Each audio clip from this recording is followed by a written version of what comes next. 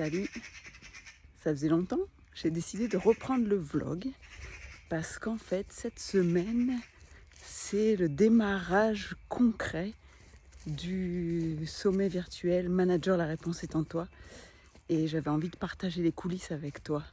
Et je me suis dit que ça pouvait être un truc sympa et donc voilà, on est lundi 18 septembre et une pensée pour mes deux grands-mères puisque elles sont décédées, mais elles avaient toutes les deux leur anniversaire ce jour-là. Il est un peu plus de 18h, je crois, et il y a un petit rayon de soleil. Il a plu toute la journée, donc j'en profite pour aller me balader. Et voilà, donc par rapport au sommet, cette semaine, on débute les enregistrements. Bon, je suis contente parce que j'ai bien avancé sur l'aspect logistique. Tous les visuels pour la com sont prêts pour les intervenants. Et tu l'as peut-être vu, j'ai commencé à communiquer, j'ai mis un teaser en fait sur LinkedIn, Facebook et mon Instagram. Et on a déjà les premiers inscrits.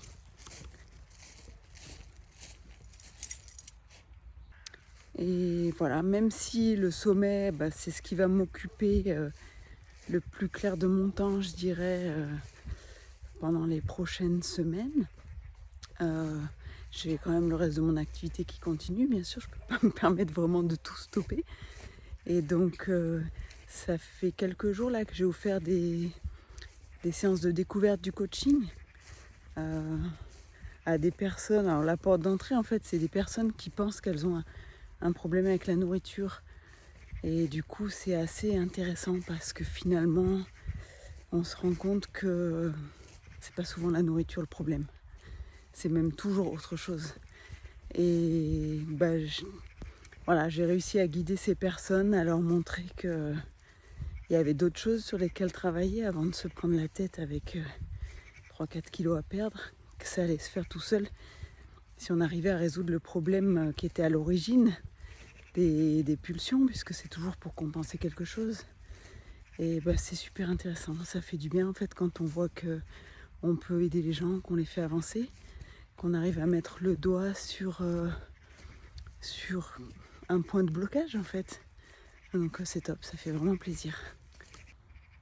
Et pour moi aussi, ça me permet de prendre de l'assurance dans mon coaching et de mieux définir les personnes que je peux aider, les profils entre guillemets avec lesquels je me sens à l'aise. Et ce matin, c'était une super séance parce que j'ai eu quelqu'un qui est un peu comme moi, qui se définit elle-même comme multipotentielle, multipassionnée. Et je lui ai dit, c'est marrant parce que c'est exactement comme ça que je me présente sur mon site web. Non pas que je ressente le besoin de m'étiqueter, mais c'est plutôt le besoin de mettre des mots pour que les autres comprennent mon mode de fonctionnement. Et elle a super bien avancé et ça m'a fait vraiment plaisir. Elle était un peu coincée avec des ruminations qui l'empêchaient d'avancer alors que c'est une pépite. Elle a un potentiel extraordinaire et plein d'idées, comme souvent les gens comme ça, multipotentiels, on a toujours plein d'idées. Et voilà, j'ai contribué à ce qu'elle y voit plus clair et qu'elle puisse passer à l'action. Et ça, c'est trop génial. Et j'ai hâte de la voir évoluer dans ses projets. Et ça va être cool. Donc pour moi, typiquement, tu vois, le coaching de ce matin, ça me donne vraiment envie d'aider ce genre de personnes.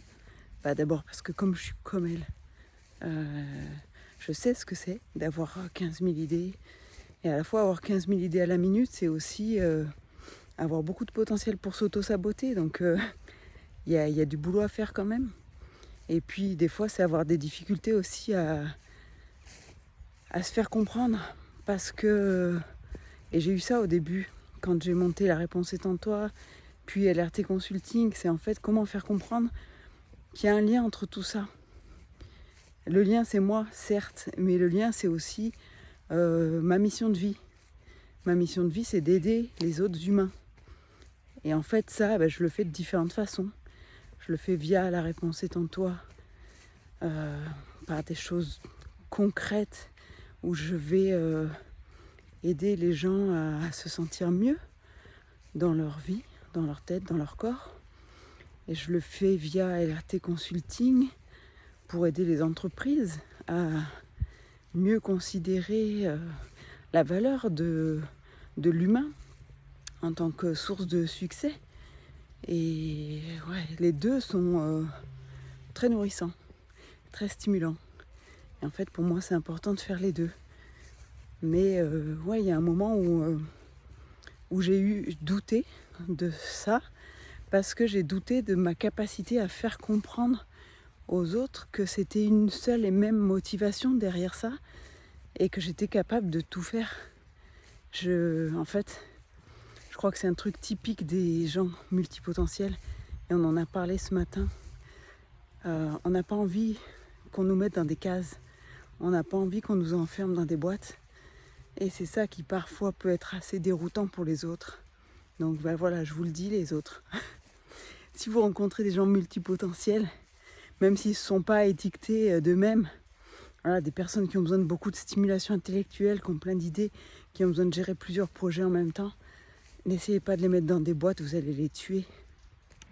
Et pour revenir au sommet virtuel, bon, ce matin on devait enregistrer, et puis cas de force majeure, la personne avec qui je devais enregistrer était malade, donc forcément on a repoussé, parce que c'est important d'être au top au niveau énergie en fait, pour transmettre ce qu'on a à transmettre. Donc ça tombait bien, il me restait un créneau vendredi, donc on a reporté à vendredi. Demain j'enregistre un entretien inspirant, parce que j'ai quand même cette série sur YouTube qui marche bien et qui me tient à cœur. Et je vous dévoile pas, vous le découvrirez en temps utile. Et c'est un entretien un petit peu spécial. Et puis mercredi on attaque. Mercredi, du coup, 2 masterclass à enregistrer. Et puis une troisième, donc vendredi. Je vous tiendrai au courant, je te dirai ça.